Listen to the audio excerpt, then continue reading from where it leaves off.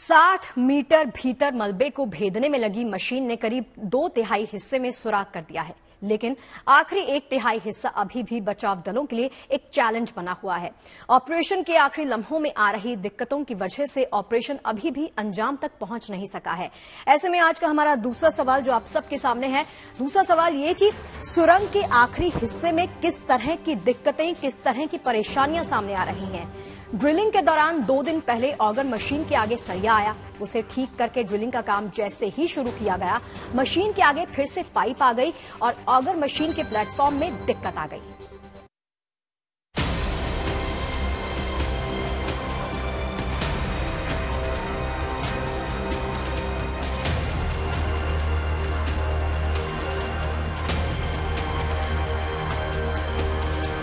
Silkyara tunnel में 13 दिनों से फंसे मजदूरों को निकालने के लिए जब अमेरिकी ऑगर मशीन ने तूफानी रफ्तार से ड्रिलिंग शुरू की तो रेस्क्यू ऑपरेशन के जल्द खत्म होने का अनुमान लगाया जाने लगा।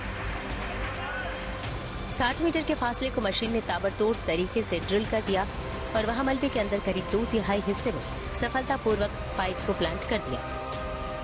लेकिन इससे पहले कि ऑपरेशन अपने अंजाम तक पहुंच पाता, कुछ अड़चनों ने ऑगर मशीन के बढ़ते कदमों को थाम लिया। दरअसल बुधवार की रात को चले अभियान की रफ्तार से ये उम्मीद जताई जा रही थी कि बृहस्पतिवार की सुबह तक सभी 41 मजदूर सकुशल बाहर आ जाएंगे। लेकिन रात को अमेरिकन ऑगर ड्रिल मशीन की राह में मोटे मोटे लोहे के सरिये आ गए जो टनल के भीतर के स्ट्रक्चर के लिए लगाए गए थे। इन सरियों को भेदने में ऑगर मशीन नाकाम रहा। रास्ते में सरिया आने से मशीन के पुर्जे में भी गड़बड़ी आ गई, जिसके बाद मशीन को वहां से बाहर निकालना पड़ा। इसके बाद विशेषज्ञों की एक टीम को बुलाया गया, जिसने मुश्किल परिस्थितियों में पाइप के अंदर जाकर सरियों को काटकर अलग किया। इसके बाद कल दोबारा ड्रिलिंग शुरू की गई, लेकिन 2 मीटर से कम की ड्रिलिंग हुई थी कि मशीन के रास्ते में एक नया रोड़ा सामने आ गया। गुरुवार को एक बार फिर से मलबे में शामिल एक पाइप मशीन के रास्ते आ गया। इस पाइप का इस्तेमाल टनल के अंदर छत की मजबूती बनाए रखने के लिए किया जाता है। पाइप के सामने आ जाने से बचाव अभियान फिर से थम गया। जो आप देखें, जो छत पे ऐसा रहता है और लंबा सा ऐसे होके, और मलबा के साथ कोलैप्स के बाद ये मशीन में ये सामने ऑगर इसलिए चल नहीं पाया, तो वो ऑगर के जो ब्लेड्स हैं, वो ऑगर के ब्लेड्स के चारों तरफ ऐसे मुड़ गया। ऑगर के ब्लेड्स भी हमारे डैमेज हुए और इसलिए हमें वापस ऑगर को वापस लाना पड़ा। ऑगर के ब्लेड्स को हमने रिपेयर किए हैं। अभी जो साफ सफाई करनी थी, ये बच्चे अंदर गए और इन्होंने क्लीन किया उधर का साफ का, कोई और गर्डर या कोई और इस तरह की मेटल ना हो। इस नई बाधा के आ जाने से टनल में डाले जा रहे पाइप का सिर मुड़कर संकड़ा हो गया, जिसके बाद उसको वहां से निकालकर हटाने का कोई चारा नहीं बचा। इसके बाद ऑगर मशीन को बाहर निकाला गया, उसके ब्लेड बदले गए और साथ में उसके प्लेटफॉर्म को मजबूती दी गई। अब एक बार फिर से बची हुई दूरी को पाटने के लिए नए पाइप को डाला जा रहा है। शाम 4 बजे से लेकर के अभी तक जो काम चला वो प्लेटफॉर्म स्ट्रेंथनिंग का किया गया, क्योंकि प्लेटफॉर्म हिल गया था कि जैसे जो पाइप आ गए, पाइप को जब वापस खींचा गया तो जो उसका हमारा 800 mm का पाइप है, 800 mm का पाइप भी डैमेज हो गया।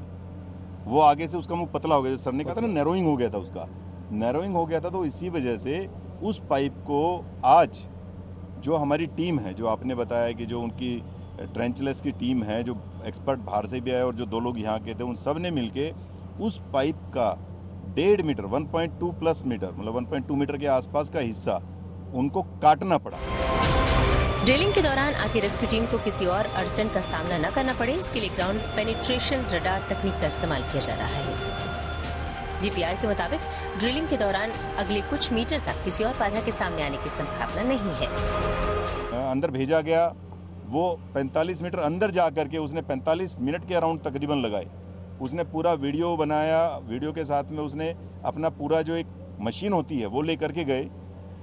एनडीआरएफ के लोगों ने सपोर्ट किया, ट्रेंचलेस ने सपोर्ट किया। वो कोशिश की गई कि वो आगे का जो हमारा पार्ट है उसमें क्या क्या हो सकता है उसको बता दे, लेकिन चूंकि उसका माउथ थोड़ा नैरो हो चुका था, इस वजह से 100% एक्यूरेसी से वो नहीं बता पाए।